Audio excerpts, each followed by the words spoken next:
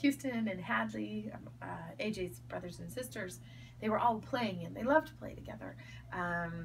And so it's a usual thing for them to wrestle and fall on the floor, but AJ kept on falling on the floor a lot more than the other kids, and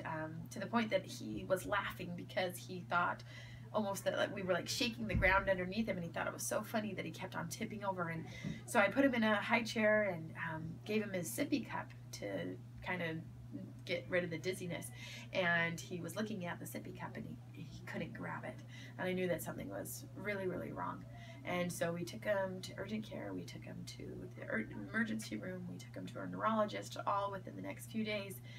And by that time he was fine, and they all said, your son is fine, but I knew something was wrong.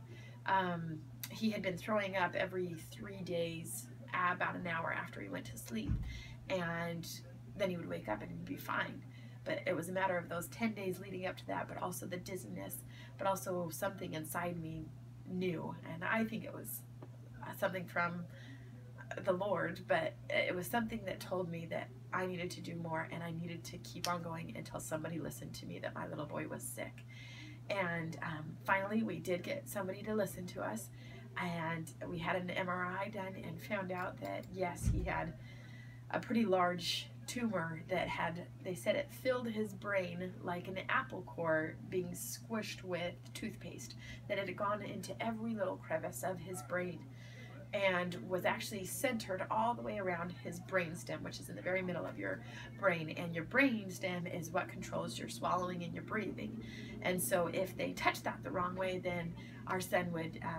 have some major issues and would not live.